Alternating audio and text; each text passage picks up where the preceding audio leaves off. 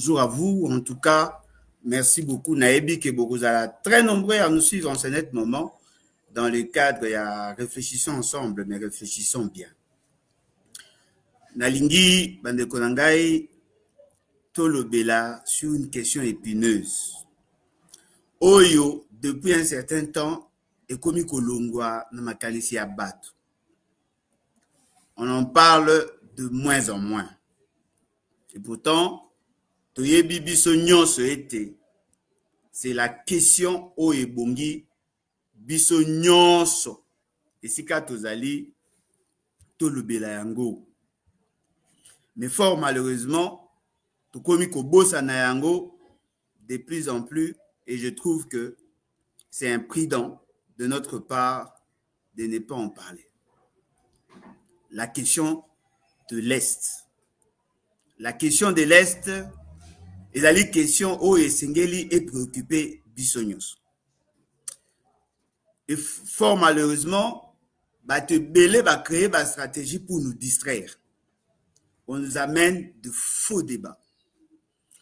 Débat justement, pour Nakosala, c'est que Totika, ce qui est essentiel, ce qui est important. De quoi Liboso a se connecter ou a commis message à commenter et d'aline de ko Martos Nkailu Ngoma azali na France na pesi mbote na pesi pembote na bao nyonso babandi ensemble avec nous. De ko nangai na ko pesa bino parole na lingi ete boloba Bozwa numéro Oezaliwana plus 243 97 034 58 78. Bobenga na WhatsApp. Boloba likanisi na bino. Boloba ba information bino bomoni que les gens n'en parlent pas assez. Na boende tokoyeba ko dénoncer ce qu'il y a. Na pesi ndeko Samuel Mbala depuis le Bumbashi, Mbote, hier, Azali, deuxième, il y a commenté. Et donc, Tozokota n'a vu via sujet Nabiso. Qu'est-ce qui se passe réellement dans la partie est du Congo? Est-ce que l'État n'a-t-il pas le moyen, n'est-ce pas, il y a qu'à mettre fin à la situation à guerre? Quels sont les paramètres? Pour pousser Bisoto Lobake, l'État congolais n'est pas en mesure de résorber le problème dans l'Est. Pour la population congolaise vivant dans l'Est, Azako vivre dans l'insécurité. Tozali na situation, il y a occupation. Notre espace, notre territoire, notre souveraineté est mise en mal. Mais fort malheureusement, Bato Bazali présenté comme vos dirigeants ne veulent pas vous dire la vraie vérité. Ce qui t'osue la situation dans l'Est et le contexte actuel, n'est-ce pas là pour eux une stratégie pour justifier la non-tenue des élections en 2028?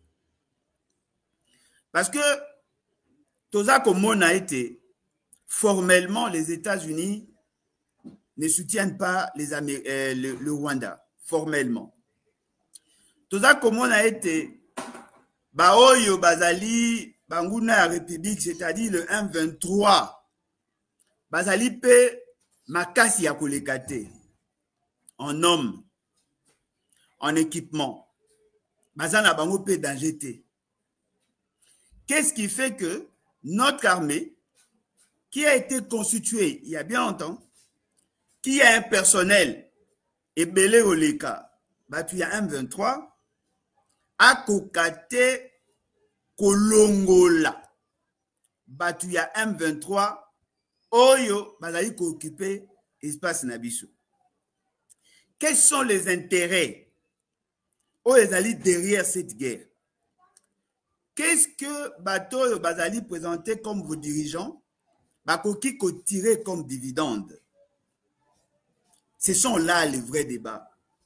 Ezali biloko esengeli na biso tolobela yango. Au-delà les autres débats, au Nazako Mona à un certain moment, ils vont apparaître assez stériles. Nous devons défendre notre intégrité territoriale.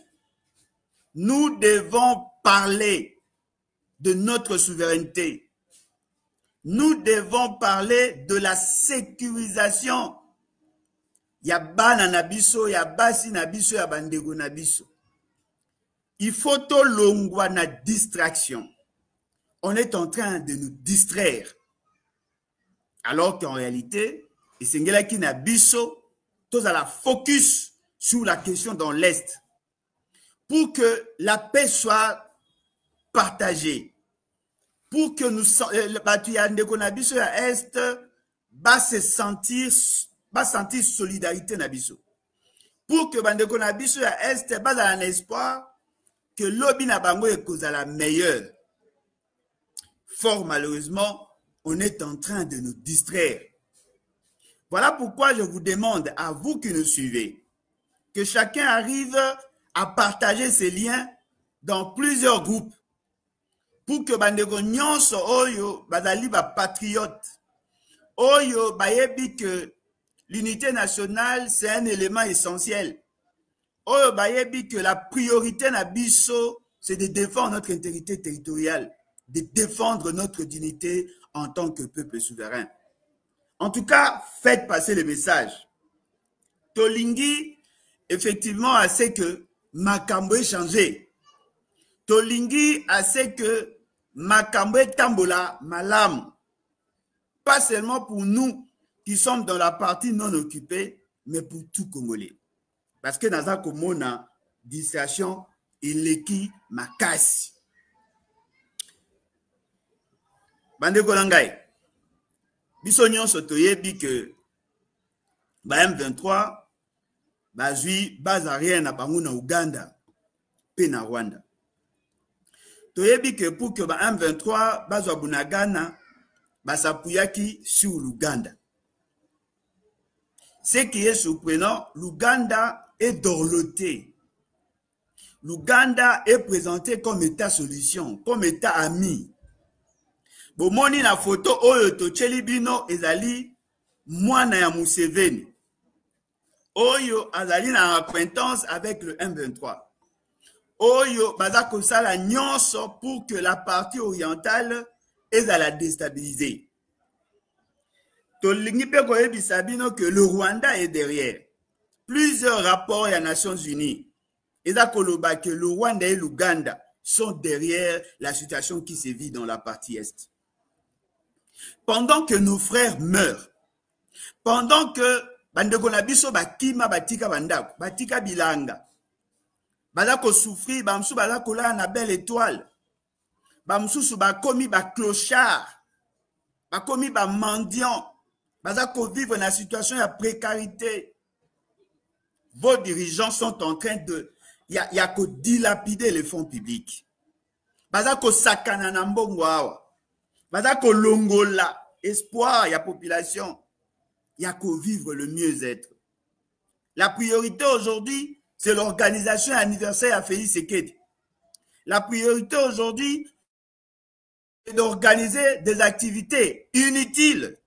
Na Lualaba, où ils ont coûté à la République plus de 22 millions de dollars. Toutes les institutions, et à la nationale, et à la provinciale, focus sur l'anniversaire d'un individu, alors que notre pays est en guerre. Le lot, ce qui totali, Namboka Nabiso, Batubala Kolobela, ici, sur situation, il y a STT. Batuba Komi Kolobela, Makambo et Dali, ba futilité, alors que notre peuple, Azali meurtri, Azali Kokoufa. Mais ce qui botali en profondeur, vous allez vous rendre compte que la situation d'instabilité du Congo bénéficie dans une large mesure Nabatu Oyo Bazali na pouvoir. C'est-à-dire, Nabatu Ba na pouvoir, Bazali ko sepela na situation de guerre. Bazali ko gagner. Non seulement par rapport à la dépense au Bazako Sala, parce que dans une situation de guerre, la gestion des finances publiques est une gestion un peu atypique. Ils font sortir l'argent au nom, il y a effort de guerre. Ils effectuent des dépenses. Oyo bazako contrôler té. Les gens profitent. Na achète armement. Les gens profitent. Na ba dépenses au bazako lo baki bazako sala en faveur ya ba militaire. Les gens profitent parce que bazako lo ba biso ke bazako somba ba renseignement. Alors que tout ça que yoka scandale en termes de détournement de fonds. Côté Moussous bazako beta masolo à 722 millions de dollars. Oh, bazako kokako retracé té. Le nombre ya ba militaire, oh bazako lo banabiso, ezako correspondre té na ba opération. Boyoka ki un gouverneur, ya province ya Ituri, général gouverneur. A ebisi bino que l'effectif est moukié. A ebisi bino qu'il y a un problème de ration. A ebisi bino qu'il y a un problème de motivation. Mais toutes ces dépenses, on va effectuer. Ils ont conservé na nini. Si l'État congolais avait mis l'accent sur la sécurisation de la population, on aurait vu les résultats. Or, les lots résultats exactés. Mboka na biso ezali occupé. Bandeko na biso bazako kufa. Il y a de violences, on tue nos frères. Nos frontières, ezali respectées. Notre intégrité territoriale, ezali respectée. Mais voyez le comportement de ceux qui sont vos dirigeants. Bazali kota la question à partie est, une question secondaire. Alors qu'en réalité, la défense de l'intégrité territoriale est la priorité pour nous. Voilà comment Mboka na biso eza kotambola. Peuple na biso azali abandonné à son triste sort. Peuple na biso aza kokufa, baza koboma. Batu bakomi kosala ba aventure, baza koleka na ba TV. Non, il faut condamner le Rwanda. Oui, il faut condamner le Rwanda. Il faut aussi condamner ce fameux gouvernement qui ne veut pas faire de la question de la défense et de l'intégrité territoriale sa priorité. Batu baza ko souffrir. Batu baza ko souffrir, baza ko vivre dans des conditions à mabe. Mais en même temps, l'État congolais baza ko sakana na mbongo. Pendant que la partie Est saigne, ici on organise des fêtes. L'État a bimisa mbongo na ba fitilité. Alors que mon peuple, notre peuple, aza kukufa. La grande question o esengeli toloba. La grande question o esengeli toloba. Ezali, pourquoi le gouvernement, pourquoi le pouvoir, il y a Félix Tshisekedi a entretenir la situation de guerre. Pourquoi bazo sala effort pour que basilisa bitumba oyo tozali na yango na mboka na biso? Parce que justement bazali ko tirer dividende. Bazali ko tirer dividende en matière de finance. Bazali ko tirer dividende en matière de communication. Bazali pe ko tirer dividende parce que balingi ba komisa guerre wana lokola l'une des raisons pour ne pas organiser les élections en 2028. Balingi va justifier la non-tenue des élections à cause de la guerre. Or, bisogno sotoyebi que ce qui l'État azalaki sérieux. S'il y avait un chef de l'État sérieux, discipliné, on allait mettre fin à cette crise. On allait mettre fin à cette crise. Baza ko entretenir confusion. Parce que bayebi que bango baza ko tirer dividende. Bakomi ko komisa bandeko na biso ya parti est ya Congo. Baza ko komisa bango lokola justificatif na bango pour se maintenir au pouvoir. Baza ko utiliser bon moya bato pour que bango ba justifier la non-tenue des élections. Ils sont contents. Bazali ko sepela na liwa ya ba peuple congolais. Baza ko sepela lolenge ba peuple congolais baza ko souffrir. Ils sont contents. Bazali copains comme cochons avec tous ceux qui ont pris des armes contre nous. Ndekonangai bakoloba na bino non voilà moyen organiser ba élection te parce que mbongo nyonso ezokende na guerre. Je pose des questions. Mbongo oyo bango bazo dépenser na guerre par an, ils ont estimé à peu près à combien? Ceux qui balobi na bino bazako dépenser 1 milliard de dollars chaque année. Vous posez bango question. Vous avez utilisé 1 milliard chaque année par rapport à quelles opérations? Vous avez utilisé quels instruments et quels en sont le coût? Combien de personnel? Bazali na partie est, vous foutez bango combien pour que toye basi effectivement mbongo nyoso yoke na est.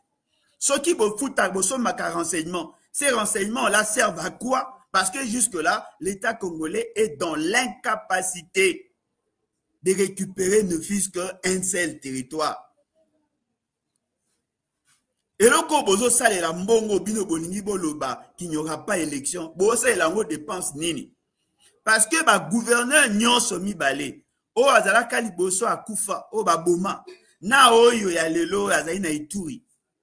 Ba yebisa biso que il y a un problème d'effectifs, il y a un problème de moyens. L'État s'est décidé à interdire à nos militaires de défendre notre territoire. Bazako mema bitumba o eumela. Parce que bango ba tirer ba dividende. Les ressortissants ou la notabilité à ba zone occupée. Ba pesi bango ba moyen ba mbongo pour mobiliser les jeunes au bazako benga ba wazalendo. C'est-à-dire lokola ba yebi keza kop na bango. Plus la guerre perdure, plus bango ba oza ba opportunité ya kozwaka ba mbongo. On sacrifie notre peuple. Bazako sacrifier peuple na biso. Peuple azali na pasi. Peuple azali ko souffrir, mais bango bazali ko créer ba condition justement pour que bango va s'enrichir au détriment d'un peuple. Voilà pourquoi nous vous disons. Voilà pourquoi nous vous disons, peuple congolais, botelema. Tozali kopé sabino parole. Bokoki ko benga biso na numéro topesi wana. Plus 243 97 034 58 78. Tolingi bopesa likanisi na bino. Eloko toza kosenga bino ezali boye. Boya kokumisa banguna ya République te. Oya Monique pona ye Félix qui a géré question à Est Malam, ça ne sert même à rien ya koloba yango. Oya Monique bananga et consort bazo sa malam, ça ne sert à rien. Nous avons besoin de patriotes. Toi, na posé à bateau et baza ko encourager l'axe du Maltais. Mais nous vous accordons la parole, boloba makanisina bino. Parce que bao baza ko kumisa nanga, o baza ko kumisa Félix Sekedi. Ezali bateau yo baza ko tala ba intérêt na bango. O baza ko tala intérêt à peuple, akoki ko soutenir bateau na te. Pour baza ko créer désolation. Et je pense que bandeko na biso esengeli botelema boloba benga okoleka okopesa likanisi na yo. Nalingi koebisa na peuple congolais que l'inconscience ya bato baza ko diriger bino. Eza kolekisa bino tango. Baza koebisa bino non voilà lokola tozo salaje ya francophonie yango nde kosilisa bitumba. To salaje ya francophonie 330 millions de dollars ekenda et même eloko te. Balobi na bino oh non lokola tokoti na EAC bitumba eza kosila esila te. Balobi na bino non Angola eza koya kobunda ebunda te. Balobi na bino non batansade ki bazwa koya kokota bakota pe babunda pe te. Chaque fois bazoya ko distraire bino na maloba o ezanga tina. Lelo ekomi ono to signé ba accord na ba américain ba otinda ba commando na bango batinda pété. Oh non toza ko sala accord win-win minerai contre paix bozo mona pe za ko simba te. Ti lelo banguna ya République ba fani na mboka na biso. Miloko esengé na biso toyeba. Monsieur Félix Sekedi a toujours été en connivence avec les ennemis de la République. A toujours été avec les ennemis de la République. Basala, bazalaka, ba connivence ezali. Bokomona biselele yewana na Etienne Tshisekedi. Bota la photo wana bakangaka yango quand? Bakangaka yango pendant que le M23 basaki les urgences na bango. Biselel a toujours été en contact avec le Rwanda. Papa Etienne Tshisekedi azalaka. Soki botali na rapport ya conseil de ya ba expert ya conseil de sécurité en 2012 dans ces rapports balaki ça noir et blanc ba connivence qu'il y avait, le lien qu'il y avait entre le M23 et l'UDPS. Toloba yango tolaki ça. Oya Chetembe abengi tindela ye nani rapport wana atala na page 29 okomona ndenge ba cita UDPS par le Conseil de sécurité des Nations Unies. Rien ne vous dit que makambo ezo salema ezali jeune na bango te. Bayebi ke bango bazo gagner. Botuna monsieur Jean-Pierre Bemba. Tango azalaki ministre de la Défense, basala nini pour résoudre la question dans l'Est. Botuna ministre o azali lelo, baza kosala nini.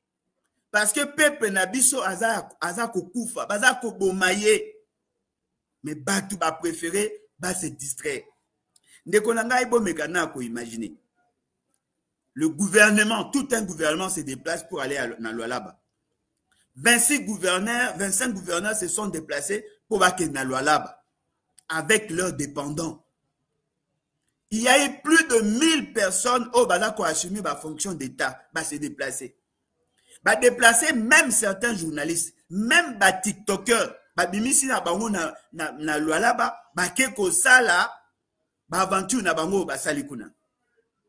Tozako yoka, les dépenses kakao et salami, près de 22 millions de dollars pour organiser cette activité.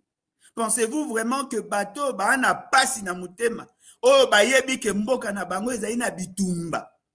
Bakoki kondima en ce moment précis de dépenser plus de 22 millions de dollars.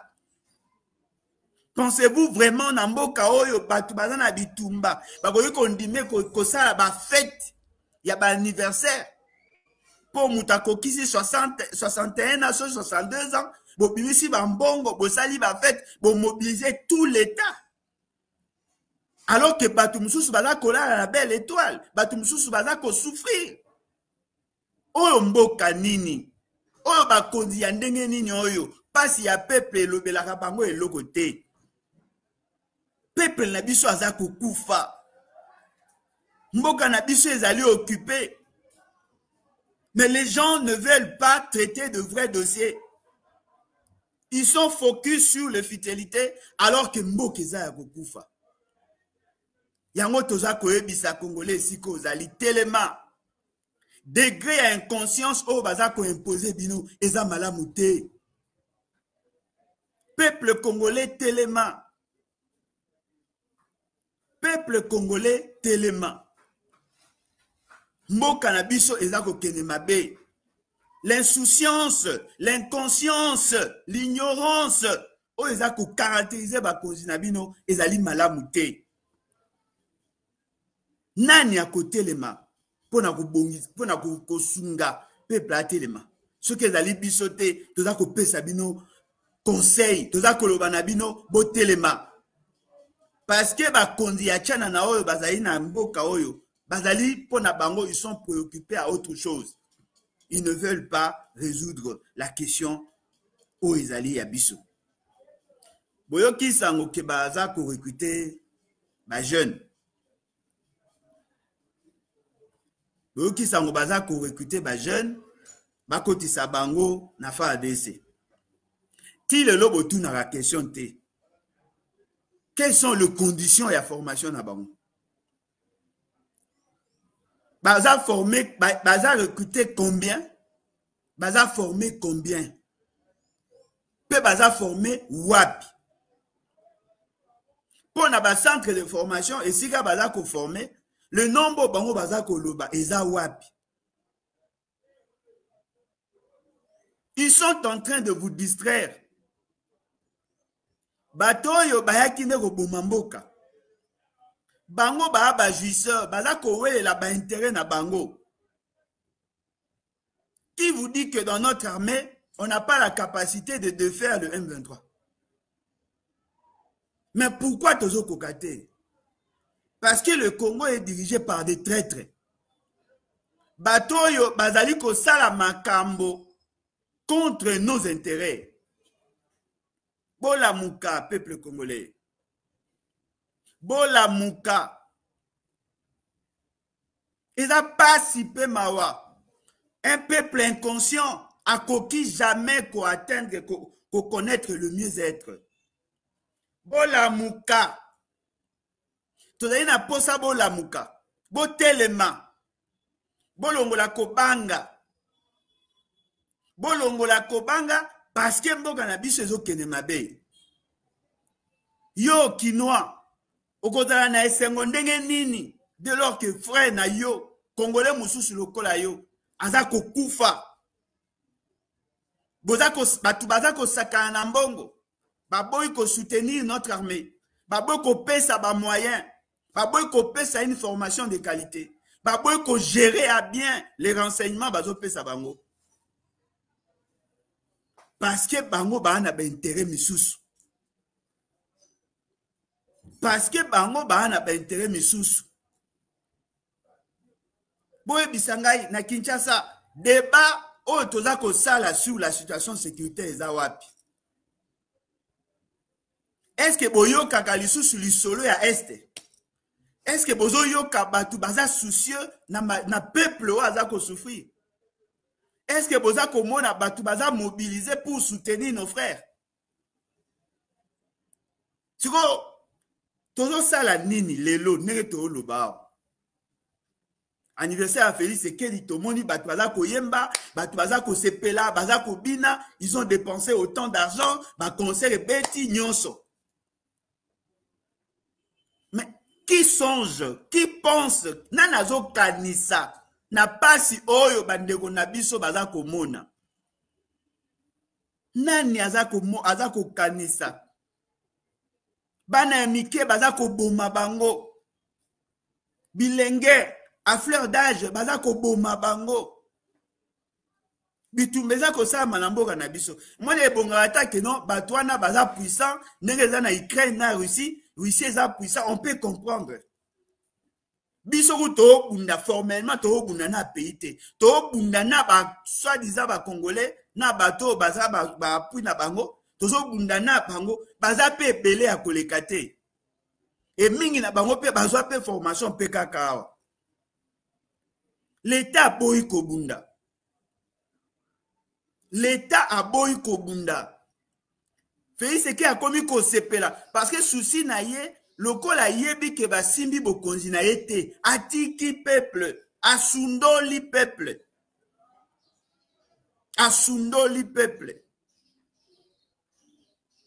bitumbeza wapi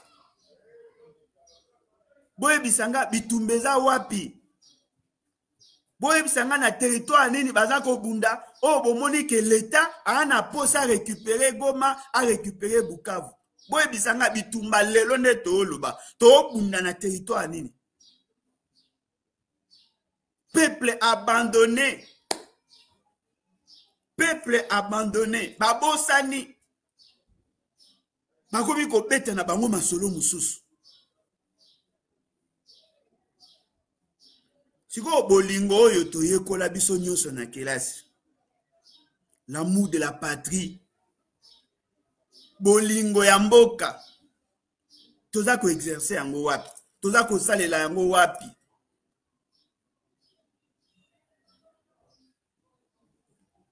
toza ko salela yango wapi tolingi ase que botelema tolingi ase que bozala peuple oyo azali conscient ngai souci nange ezali peuple atelema bo compter na bino na classe politique te peuple il faut avoir conscience que l'avenir ya bana na yo nde eza en danger c'est l'avenir na biso c'est notre souveraineté qui est mise en mal il faut na biso nyonso totelema ndima okufa ndima otelema pona kosunga mboka tolongola makanisi na biso ke mutu moko akoya. Ne réfléchissez pas comme Félix Tshisekedi. Non, esengeli toteka bonsomi na biso, l'essentiel pour na biso to na paix. Pe wana eza mabe. Nous devons nous réarmer mentalement. Toteleme la mutu nyonso, l'ennemi de l'intérieur que de l'extérieur. Oh nyonso aza ko hypothéquer l'avenir ya mboka na biso, hypothéquer l'avenir de nos enfants. Totelema peuple congolais. Longola kolala. Longola kolala. Boye bisangai. Masolo o tozo beta ya bitumba ya mboka eza wapi. Tokomi kobosana ke mboka eza na bitumba. Batu bakomi préoccupé à tout sauf ya makambo etali intégrité territoriale. Peuple congolais telema. Peuple congolais telema. Nalingi na yeba na yoka bino nyonso bo telemi. Nalingi ke bino nyonso bo se réarmer mentalement. Pour qu'ensemble avec vous, toyeba ko libérer mboka na biso. Kobanga te. Mourir n'est rien. Vivre sous l'oppression, c'est mourir chaque jour en déshonneur. Nous devons être en mesure de nous lever et de dire plus jamais ça. Moi, je crois dans le peuple congolais. Mais nayebi que peuple ango a se livré dans na biloko yo. Azano na molimo ya winner, azano na molimo ya masanga, ba stupéfiant et consort kobina. Mais nayi na posa ya noyau. Ceux qui attendent 100 000 personnes, attendent 10 000 personnes, il y a Pamba, awa na Kinshasa. Oh, bakoyi kondima, to telema, to bunda pour défendre notre intégrité territoriale. Et kozala malamu penza.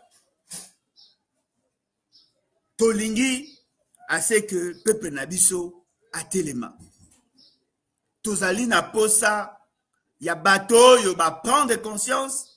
Bato yo ba lingi changement, bato yo bazali ko travailler avec esprit d'abnégation et qui sont prêts à se sacrifier pour défendre le système de valeurs dûment accepté par tous. Biso nyonso ndenge tozali awa, to apeka na danger. Menace eyelaka biso nyonso. Nga na vivaka na Kinshasa. Naza libanda te, naza na Kinshasa awa. Natambola rappel na jus transport. C'est vrai qu'il arrivera deux fois, et bah menacer yo, mais comme on a kaka batumi balé misa tu ba côté yo. Ceux qui kaka ba ko menacer peuple ye molobeli, bosimba ete eleki. Tozo vivre. Peuple ye moko a comment s'organiser pour nous sécuriser, nous protéger. Parce que ba yebi que tozo bunda pour une cause juste. Bolongo la kobanga. Mboga na biso ekene mabe. On veut sacrifier l'Est.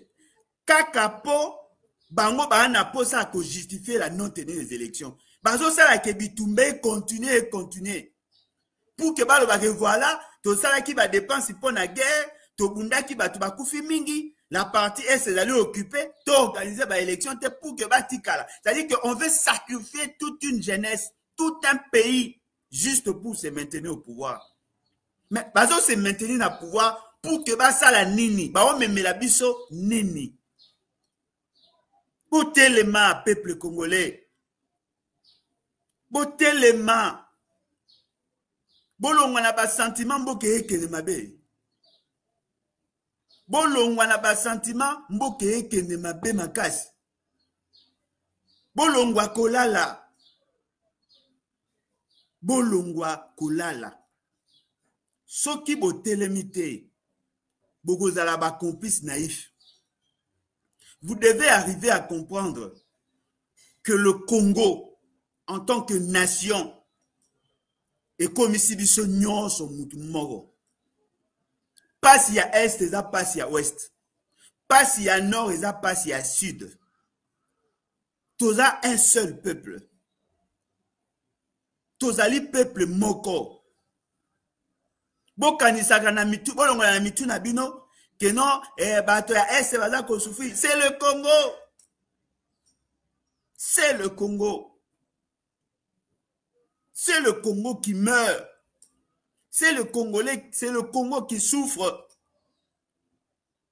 On est en train de vous distraire. Ndeko na ngai, na ebite, boyebisa ngai, na ba débat nyonso esalami na mwa oyo nyonso ezosila. Quand est-ce qu'on a parlé de la situation dans l'Est? La situation de la population, ba ndeko na biso o ba o souffrir. On n'en parle pas. On n'en parle pas. Les gens sont dans le loisir.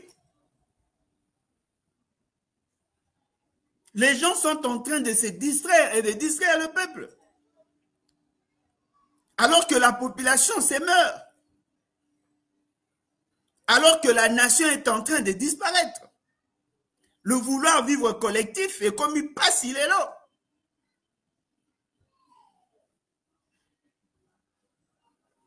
Botelema. Botelema. Parce que ce qui est télémité, les générations futures vont juger biso sévèrement. Attention à l'obakelo kwana mingi. Soki tozo continuer kaka na bolembu wana. Bakoko na biso, bana ya bana na biso, bako buka ba tombe na biso.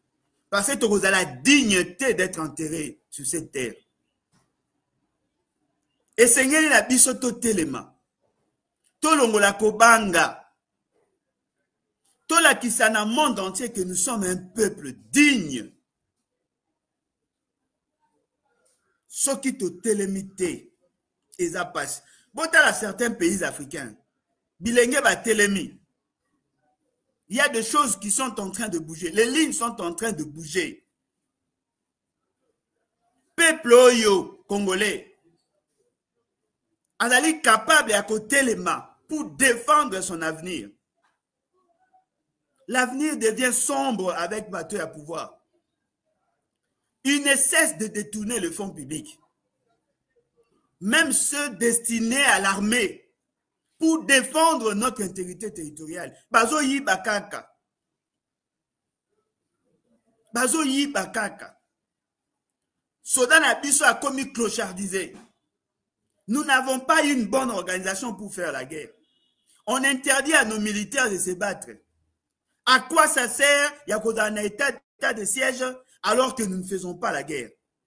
Pourquoi se laisser lier par des accords et à cesser le feu alors que nos ennemis ne font qu'avancer? Toujours gagner nini na ba accord to signaki wana. Pourquoi tu as interdit à notre armée de faire la guerre? Quand est-ce que tu as récupéré le territoire? Oh non, et tu mécanisme de diplomatie, et tu pèses à ma belle nabiso, na États-Unis, en ce moment-là, États-Unis va instruire au Rwanda de quitter notre territoire. Malheur! Malheur! Fait ce qui a hypothéqué notre souveraineté. Azongi sabiso na ngonga ya tipo. Alingi tokoma ba esclave. Alingi atia mboka na biso sous tutelle des États-Unis. Alors que le pays où tozo bundela est un pays moko pe extraté. Il s'agit là du Rwanda. On n'est pas en guerre avec les États-Unis. Ce n'est pas une si grande puissance que ça.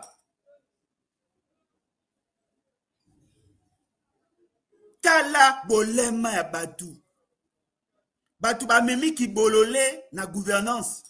Ils ne veulent même pas réfléchir sur l'avenir.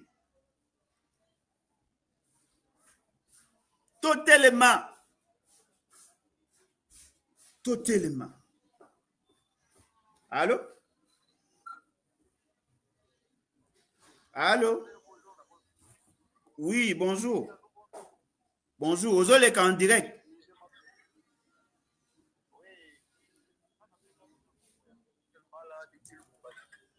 Ah, ok. Loba moi ma casse alors.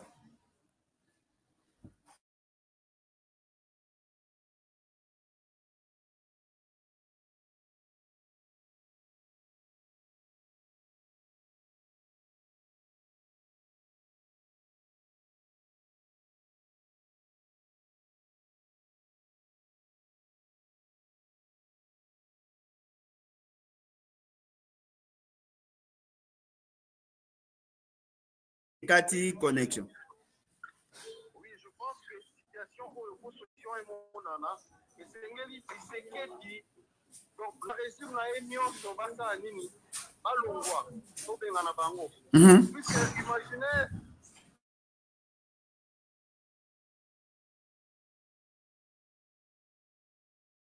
récupérer pour la Ghana, on n'est pas la solution à cette époque. Il fallait négocier ou qu'on venga na bango. Non, celui qui s'est dit, Azaï Kotambola, ville après ville, province après province, on a fait la campagne à changement de la constitution.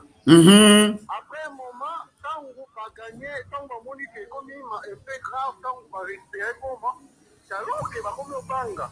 Pensant que, eh, bazoya, bazo avancer, bako comme à dire Kinshasa, n'est pas comme au banga. N'est au moni, va organiser, va organiser conseil de sécurité, va bloquer avec au banga, ceux qui vont regarder à Kinshasa.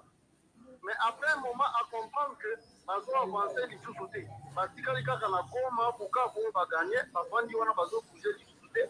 Pour lui, c'est fini. Si tu as résolu, tant que bazo menacer pouvoir en a été. Voilà.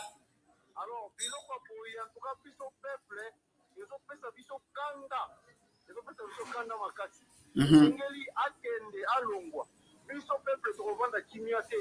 Bipai tozali, toto mobilisé partout bajali. De façon que tout est de la macamboy. Bato va faire mboka te. Ils nous parlent tout le temps du patriotisme. Pourtant, bango. Comme si mboka weza kia bango. En tout cas, nous n'avons pas laissé faire ça. Donc, lutter contre bango tina suka. Voilà ce qu'on a dit dans le Oloba. En tout cas, ça, c'est un sens patriotique élevé. Merci Nekonangai. Je crois que Bato Baza Kolanda Biso va comprendre c'est la pertinence. Monsieur Félix Tshisekedi, souci na ye ezali ya ko protéger pouvoir. Souci na ye eza ya ko protéger nation te. Ata soki ba ebisi ye, Félix Tshisekedi, tika est kende. Yo kotika na parti ata ye moko kuta lobaki. Ata soki banguna bakomi liboso ya palais de la nation nini, liboso ya palais de la nation akotika te. Ata soki bakomi liboso ya Kanchachi. Tant que lui sera là comme président, il s'en fout. C'est-à-dire que souci ya yezali, babenga ye président atambo alikolo ya tapis rouge. Ata soki bakopoma batu nyonso ya este. Tant que lui sera président, il s'en fout éperdument. Oyo bokonzi nini oyo? Oyo bokonzi nini? Souci na yezali atika. Oh babi, ya lobi, même si ya komina liboso ya chambre na ye, il va pas négocier parce qu'il que souci na ye atika la président. Non. La patrie a besoin de patriotes. Le pays doit être géré par des hommes pétris de valeurs, des hommes qui se battent pour le système de valeurs, les hommes qui se battent pour préserver l'intégrité territoriale, les hommes qui se battent pour conserver la souveraineté nationale. L'Ukraine sait pertinemment bien que Bahana force à rebondir contre la Russie, mais au nom de la dignité nationale, Baza Kobunda. Bokonzi abolema oyo, balingi koyoka, balingi ko comprendre makamute. Les gens Baza ko s'accrocher na pouvoir.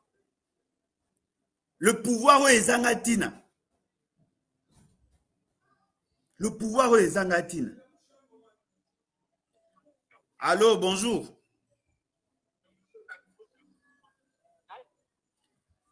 Bonjour, Madame Marie-Claire.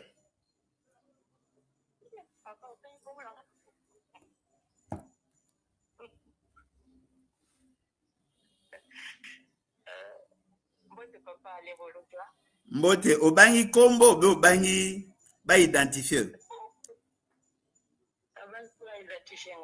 Non, mais Marie-Claire va zébé.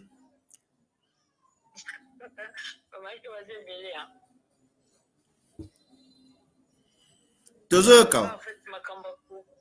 Makamba Kongo ezopesa pasi mingi na biso bana Kongo na biso ya kosala te. Tu veux au monde ma vidéo par exemple on boule pour la Congo na ilanga boy. Beaucoup quand il y a pour la donc ils ça la passe. Et tu sais qu'il y a d'autres qui peuvent m'accompagner c'est là. Na bango bango bazaka ko enjoy your fete ba setela na bango pour bazo do mbongo wa Congo mbongo wa papa na bango na mama na bango donc bato bazo souper tali bango ti c'est pas possible pour le bec pour les États-Unis pour la a hypothéquer mboka na biso pour na ba américain américain basala ba vote na bango pour na mona te bayaka na Congo pour na Congo décider pour na bango.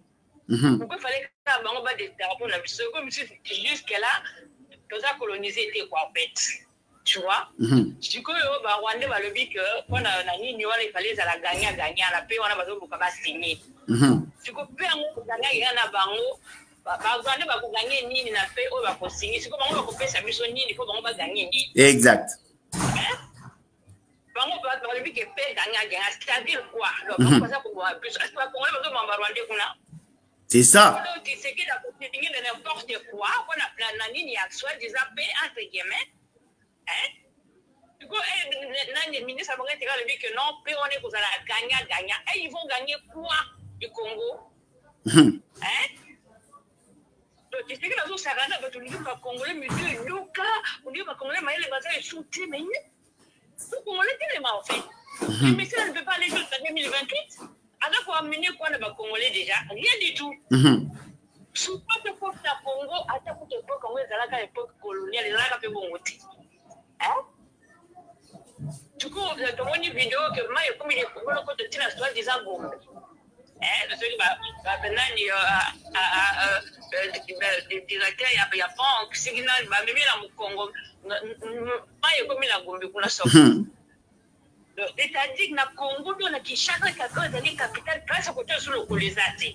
Ils ont été bombés, on dit que les bêtises, ils ont commis partout. Parce qu'ils font de n'importe quoi. Vous avez dit que les Congolais, on va dire, vous connaissez papa, on a mal, nous les Congolais, on va aller l'autre côté. Comment voilà qu'elle va faire? Les Congolais ne peuvent pas aller jusqu'en 2028. On commence en 2028 parce qu'après, c'est pas Congolais, Nini. Mais on ça la Nini pour la jour future. Il y a du tout. Hein? Papa, il est allé en promenade, désolé. Quand les matins, il y a donc un saranati. Parce que pour signer accord, il y a pété pour hypothéquer un cannabis. Non? Après, hypothéquer un cannabis, c'est pour la payer. Et puis, ça se sentait les cas na Bokozi, quand même les Congolais souffrent, ce n'est pas ton argent, ce n'est pas ton problème. Ah non?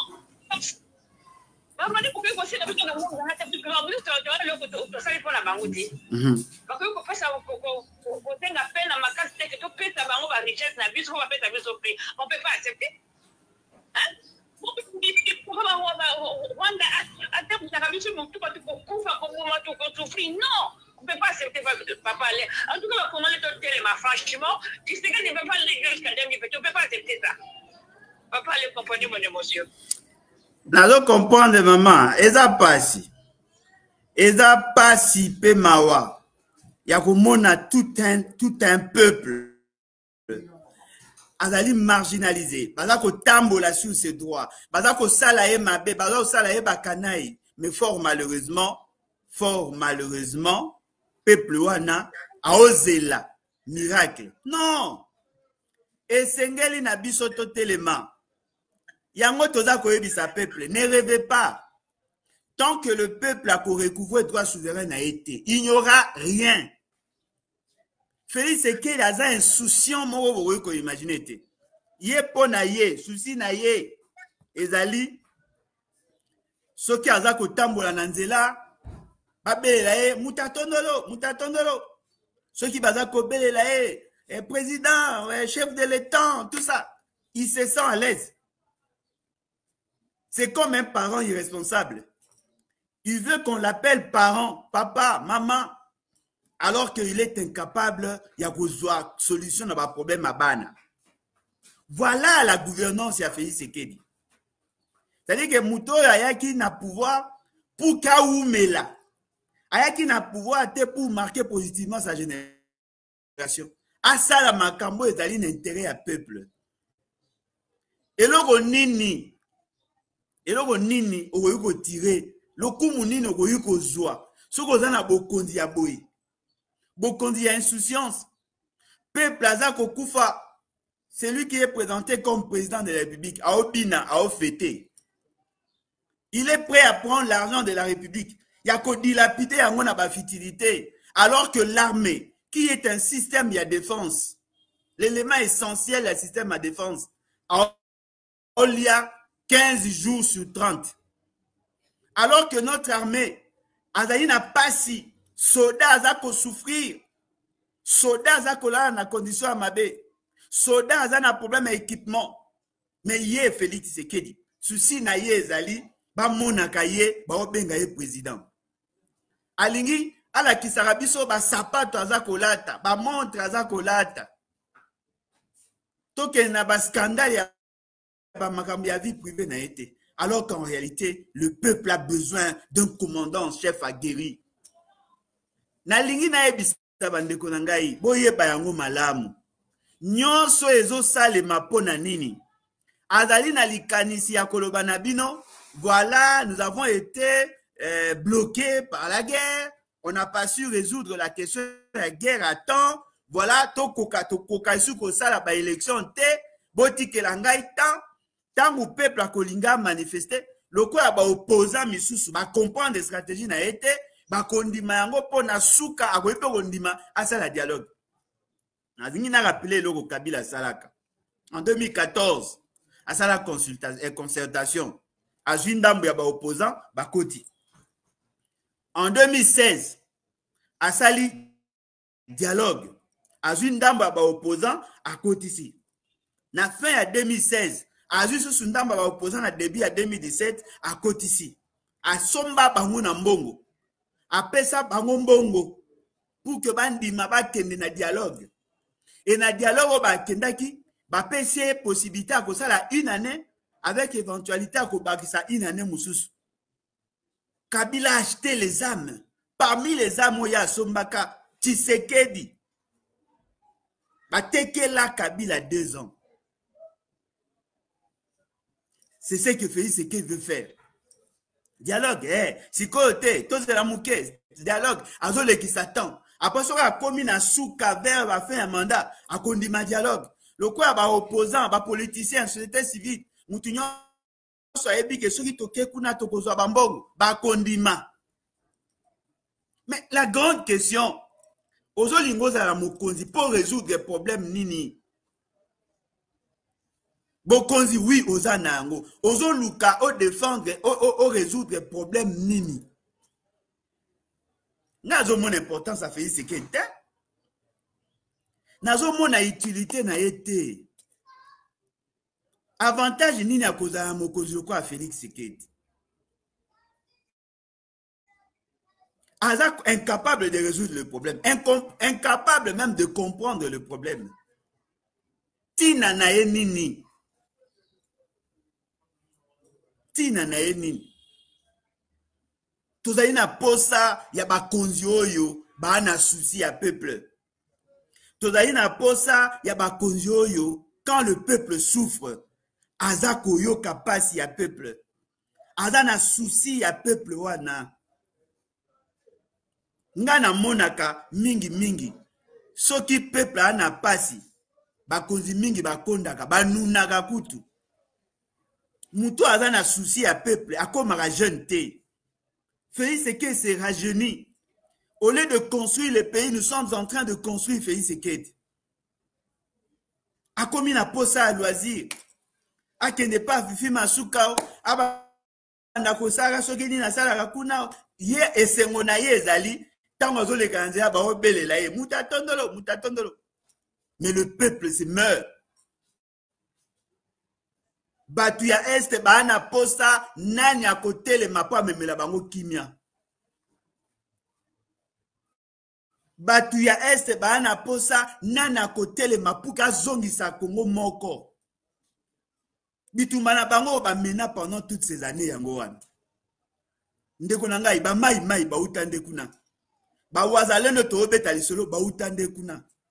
baza kokunda pour que le Congo reste un et indivisible. Mais awa, baza kokunda pour que Félix Tshisekedi atika na bokondi.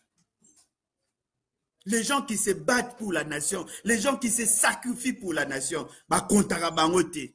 Mais les gens qui détournent le fonds public, baza koyi bambongo ya Congo, baza ko sala congolais pasi, bangonde bazu lokumu.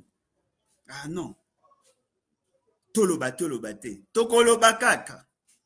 Parce que toyebi ke souka peuple a reprendre conscience. Bozwa biso lokola bato baza ko prêcher dans le désert. Nous annonçons, nous alertons, tozo boaka semence. Il y aura un jour, moi je crois fermement, un jour, l'article 64, batu nyonso bakozonga kuna. Na lobaka na mboko yo. Il n'y aura jamais de solution en dehors de l'article 64. Parce que l'article 64 est l'article qui cristalliser la souveraineté du peuple. Peuple azali na pouvoir. Ya kolongola mutu nyonso azubo kozina mabe, pas za kosa elango en relation à ba intérêt na ye. C'est là l'expression même de la souveraineté. Ote, peuple lala, oui, les londa lala, mais biso to ote ya. Pour que peuple wana telema. Peuple wana telema. Tozali na posa ya peuple wana atelema. Yango naza ko senga bino nyonso esika bozali. Bolongo na ba message eza inutile. To conscientiser notre peuple. Bon désespéré, c'est possible. Il faut totalement. Et Seigneur n'a biso totalement sa peuple. Et Seigneur n'a biso to même ma peuple à prendre conscience. Na boende to résoudre la question. Moi je crois fermement. Un jour peuple wana go telema. Yango naza ko senga bino nyonso esika ozali. To betali solo article 64. C'est constitutionnel. Moutako saote, soko beti sur l'article 64 ba okanga lukuta. Ba kangaka mutute po alobi article 64. Parce que c'est constitutionnel. Ba oloba nini, ba kangelo po na nini. Yo beti masolo ya respect à constitution, ba okangelo po na nini. Oh Alain Bolodjoa, yo lo baga magamba article 64, mais po na nini ba kangaka yote. Oh est-ce que bakokanga pona sengi toto sa constitution? Non. Bakokanga te pona violer mibeko te. Yo pe bakokanga yote. To ebisa peuple congolais ndenge tozali awa soki to respecter constitution te. Soki to landeli makambo ya article 64 te, il n'y aura pas de solution. Bokoki kokene ba dialogue na bino wana suka soki peuple aza souveraineté suka muto bosigné na eba accord ako violer yango ezali mbala liboso te peuple congolais telema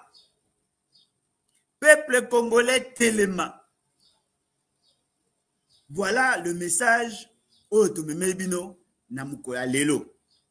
Bandeko na ngai nazali kosenga na bino nyonso esika bozali bozala na même état d'esprit. Bolongola kubanga. Bosala c'est que mboka na biso, peuple na biso atelema. Eloko naza kosenga bino bo partager ba vidéo. Plus vous avez partagé, plus un grand nombre de Congolais bagoyoka. Tout à na moyen te ya ko le karaka na ba plateau à télévision pour en parler. Tu remarqué que l'essentiel y a ba jeunes, l'essentiel y a ba Congolais sont sur les réseaux sociaux. Et si nous utilisons les réseaux sociaux, nous avons une forte capacité à toucher bango rapidement. Ba te pele batala na bango sur ba TVT. Ba te pele ba na ba réseaux sociaux. Partagez. Soit numéro vidéo na biso tia na chaîne na yo partagez lien batu balanda to dans la poste un grand nombre ya ba congolais balanda biso okoleka na émission bakoma ko censurer Au lobby, les Kamoussous, Balongoli, Bakati, était naturel même Makambo au lobby. Mais ici, Tolo, Banyonso, Tolongola, l'autre, tout censuré, l'autre. Bon, partager, Batouba Yoka. Yo, Moutozo, partager, Kobanga, na ote, Soki ba okanga nenga. Soki ba oboma nenga. Yo, partager. Ndekonanga, partager lien wana. Partager vidéo. Batouba Yoka, Bayoka. Balobi, na christianisme, que la foi vient de ce qu'on entend. La foi vient de ce qu'on entend. Les gens prendront conscience à force ya koloba. Je ne vois pas une révolution sans conscientisation. Nous sommes en train de conscientiser les gens. Bosala yango, ndeko nanga y partager. Sala ke batebele, bayoka message na biso, et kozala malamu penza. Mais quand on imagine ce qu'on partage na 100 personnes. Ndenge bozali awa na bateau bakoti déjà boleki déjà 1000. Po bamsu ba okota ba olongwa. Po to tiango na 5 plateformes. Vous allez appeler au Bazolanda. Compte Facebook, page Facebook, aussi YouTube, vous allez 3. Plus bandeko mususu ba partageaka. Tant que vous partagez, ce qui doit arriver pour toucher ne fût que 100 000 personnes. Na 100 000 personnes, wana, bango pe ba corréler. Plus baza corréler, plus un grand nombre de gens. En ce moment-là, bakoloba, voilà, toyoka ki message tondimi. Le jour où yon a consenti que batu ba comprendre yango, na ko benga bino toke na balabala. To manifester notre ras-le-bol. Je suis prêt, moi, Alain Bolodjoa, yako benga peuple na balabala, yako ebisa bango to enclenché article 64. Moi, je suis prêt. Mais nous avons posa, yo pende konangai, au kota li solo yango, au conscientiser batu, au sensibiliser batu. Même s'il y aura des prix à payer, nous sommes prêts. Mais yo jouer partition na yo, et kozala malamu. Voilà, oh, toinga kito loba. Na bino na muko alelo numéro na biso ya téléphone yango wana o ya lingi a contacter a comme membre ya Lebat. Il suffit seulement à kobeta plus 243 81 250 28 51 ou sinon au na site na biso web lebatinfo.net. Soko tali na logo o ezali likolo awa okomona bakomi Lebat. Okomi yango lebatinfo.net. Lebatinfo.net et kopesa yo site na biso au koti ou s'enregistrer. Tant qu'on s'enregistrer et kopesa yo message à confirmation enregistrement, mais après ba ko confirmer comme membre. En ce moment-là, vous allez soumis na règlement intérieur na statut o ekoti ba routine de la yo déjà. Donc Ndekonangai yepa yango, le parti nabiso levons-nous et bâtissons, et ali parti à ba révolutionnaire. Bandeko yo balingi accompagner biso na combat, bo moni message, bo yebi comment vous pouvez faire, contactez-nous, les restes et vous allez facile. En tout cas, merci et à la prochaine. Bye. Merci beaucoup.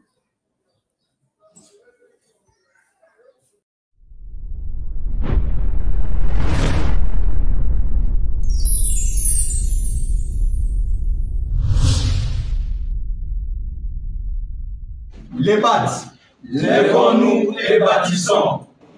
Lebat, lèvons-nous et bâtissons. Lebat, un nouvel esprit pour un Congo nouveau.